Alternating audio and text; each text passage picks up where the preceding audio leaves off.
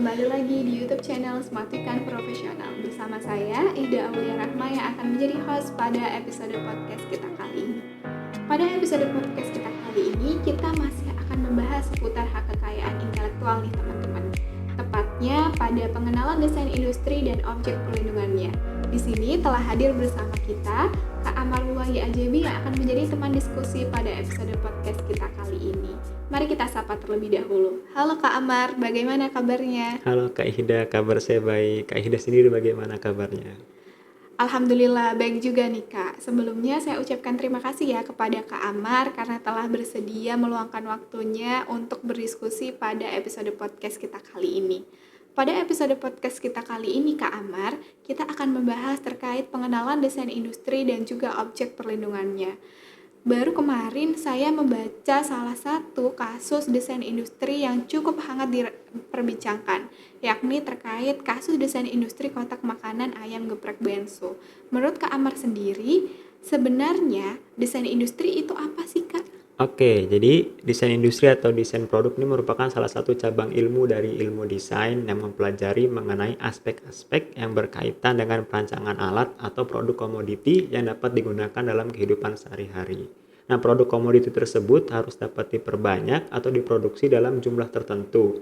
Nah, dalam memproduksi atau memperbanyak produk komoditi tersebut ini harus menggunakan kaidah industri, yakni hasil yang diperoleh itu sama antara satu dengan yang lainnya secara konsisten, baik yang menggunakan mesin industri atau juga dengan kerajinan tangan. Nah, sedangkan pengertian desain industri sendiri itu yang terdapat dalam pasal 1 angka 1 Undang-Undang Nomor 31 Tahun 2000 tentang desain industri. Desain industri ini merupakan suatu kreasi tentang bentuk, konfigurasi, komposisi warna atau garis, warna dan garis atau gabungan daripadanya yang berbentuk 2 dimensi atau 3 dimensi yang memiliki kesan estetis serta dapat diwujudkan dalam pola 3 dimensi atau 2 dimensi serta dapat dipakai untuk dan digunakan untuk menghasilkan suatu barang, produk komoditas industri atau juga kerajinan tangan, Kak.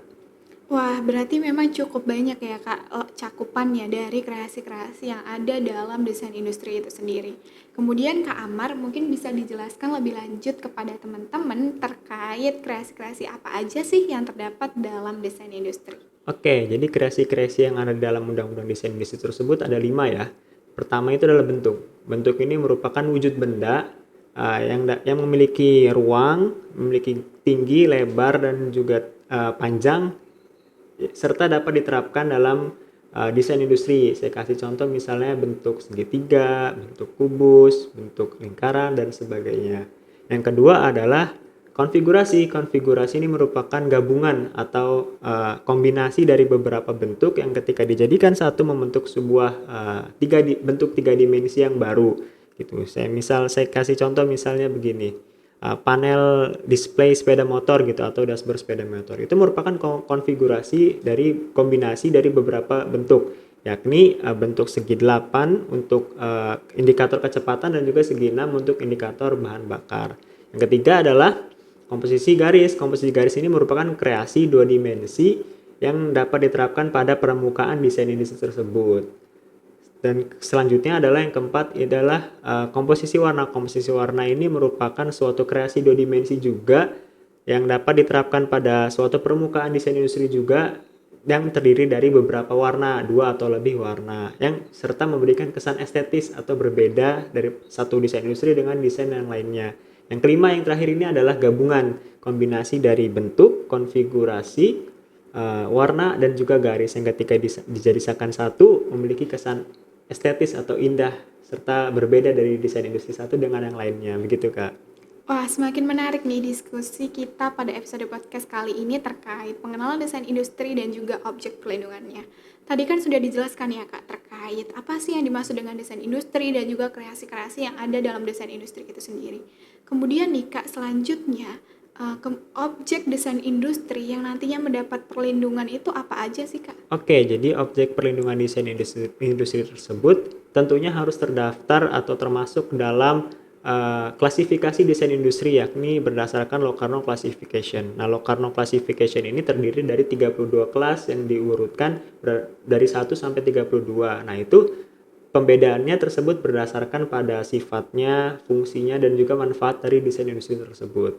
Saya kasih contoh misalnya adalah desain industri produknya kursi.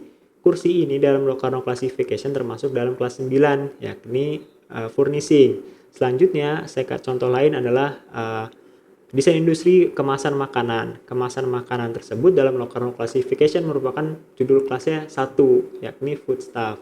Selain itu juga, desain industri yang dapat objek dari desain industri itu adalah yang memiliki kesan estetis dan juga memiliki kebaruan serta terdaftar. Jadi tidak bisa desain industri tersebut didaftarkan apabila tidak memiliki sebuah kebaruan. Jadi saya sarankan kepada teman-teman semua, apabila memiliki desain industri, jangan terlebih dahulu dipublikasikan atau diumumkan kepada publik atau kepada masyarakat apabila belum didaftarkan, supaya apa? Supaya unsur kebaruan atau novelty tersebut tidak gugur, Kak.